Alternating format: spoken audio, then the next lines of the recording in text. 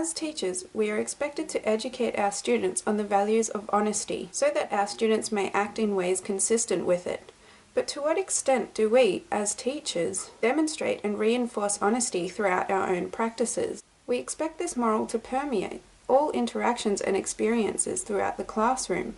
But to what extent do we practice what we preach? Should we open ourselves up to students with complete integrity in order to share and connect with them as we expect them to do so for us? T.M.I. Honesty in the classroom. How much information is too much information? I generated a quiz targeted towards educators in the field, where I focused on our roles as teachers and to what extent we are being truthful and honest with our students. Based on the feedback from over 50 educators currently in the field, out of these respondents, 91% were female. 64% of the respondents were between the ages of 20 to 29.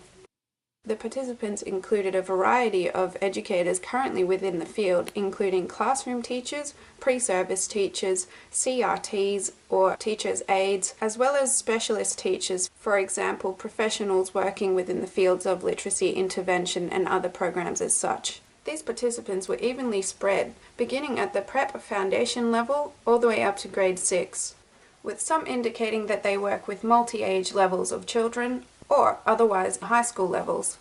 When asked how often should you be honest with your students, the average response rate was 83%, with the lowest answer being 40, all the way up to 100 at the higher spectrum of the scale. One participant noted that it's good to be honest to build a strong and meaningful relationship with your students. Honesty goes both ways. If we want our students to be honest, we need to be too. I put down 90% because, as we all know, there are those students that ask extremely personal questions that may be inappropriate or that we simply cannot share. When my students ask a question, if appropriate, I'll answer honestly. Ultimately, teachers are faced with many tributary tensions, but it does come down to you, the individual, who should constitute where to draw the line. This begs the question, how often do you think you are being completely honest with your students? According to the quiz responses, again, the average of 83% of honesty, with the lowest response being at 35% and the highest again at 100%. Generally, responses included, I would prefer to be honest in order to foster positive relationships with my students. One person responded, you should be completely honest and truthful, but this doesn't mean that you should share everything. It's worth modeling this, as students need to know that some things should only be shared in certain settings or forums. Another respondent goes on to say, whenever possible and practical, teachers should be honest with their students. However, there are some occasions where teachers need to hide the truth to some extent in order to protect their students.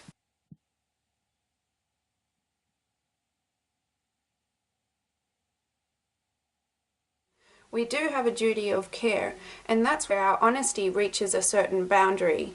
Honesty then thus becomes an ethical consideration. As an educator, we are ethicists. At his or her core are those who care and think deeply about the matters of what is right and wrong and how we can choose ethically better opposed to ethically problematic courses in life. When asked, how important do you consider the values of honesty to be to you and your students within your classroom? 68.4% replied with extremely important, with the other 31% being very important. We all do care about honesty in our classroom to some extent, so what can we do to foster honesty in a positive way? 63.2% of respondents strongly agreed that students in our class may benefit from you integrating or sharing your own personal experiences within the classroom. One respondent noted that imparting information onto students is what teachers do. Judgments should be made as to what is appropriate knowledge to disclose with students, taking into consideration factors such as age, backgrounds, cultures, and alike. As teachers, we should want to incorporate our being's attitude, interests into practice. And I would assert we must include ourselves for the most part to the educative experiences we aim to generate. However, we should always reflect on the extent to which we are being honest with our students. Stern argues that for a teacher to build a relationship with their students, they have to let their students in. They must let their students get to know them, their teacher, as an individual. She is not suggesting that teachers try to be friends with their students or divulge their innermost feelings to them. She is suggesting that there be an exchange or a response. In a hypothetical question, over 50 people were asked to consider their response to a scenario. You and your students are still relatively new to one another. As you are getting to know your students, one of them approaches you with an unexpected question. Do you have a boyfriend or a girlfriend? You take some time to consider how to respond. 59.6% of respondents answered with the choice, provide a truthful but limited response, perhaps with a simple yes or no. The next highest percentage was 28.1%, selecting to respond truthfully, discussing their answer openly with the student. 3.5% of respondents selected to tell the student that they felt this was an inappropriate question to discuss. From a young age, children possess ethical convictions and ethical ideas. Think about your students and the way that they would ask this question. It is important for us as more experienced adults to gauge why the students are wanting to know. Would you agree that there is a place for discussing these types of personal questions with students, and to what extent do you believe it is appropriate? One person responds, I think that this sort of personal question can be handled appropriately and inappropriately. There is no harm in students knowing that as teachers, we do have personal lives and close relationships with the other people around our own age. In fact, for some students who come from broken or dysfunctional homes, this could be a huge positive for them, as they see that it is possible to be happy both in a relationship and out of one.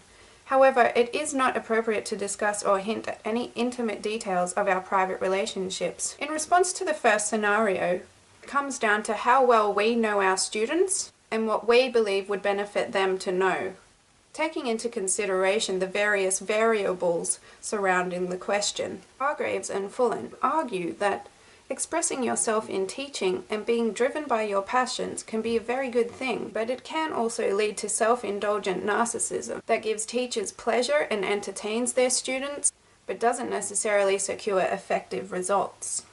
As a teacher, perhaps in these moments we need to step back and consider it's not just about the students learning, it's about fostering and maintaining the safe and supportive learning environment that so many of us aspire to create. In a subsequent scenario, respondents were asked to consider, your class is sharing an open discussion on a current controversial issue that has recently become a heated debate within the media. You decide to open this issue to the class. It's going well, and students are contrasting and comparing each other's opinions on the matter. You notice one student makes a fairly controversial response. You continue to remain neutral, however you notice most of the class don't share this particular response, and neither do you. The student who made the controversial comment turns to you asking, what do you think? You are unsure if it is appropriate to provide your personal opinion on the matter. You pause, taking a moment to consider how to respond. 16.9% argued that you should respond truthfully, sharing and discussing your own personal opinions with the student, whereas 16.9% of the respondents argued that you should try to remain neutral, arguing that you neither support or reject the student's opinion. A greater amount of the respondents replied that they would answer honestly, but make it clear that it is okay for others to have different or alternate opinions. One person claimed that modeling honesty and how to deal with opinions you don't agree with is important. All members of a class need to feel safe. If the conversation is facilitated by the teacher, then an honest answer is the expectation of anyone involved in the conversation. Building certain ethical foundations is important within the classroom if we want to create an environment where honesty is appreciated and appropriate.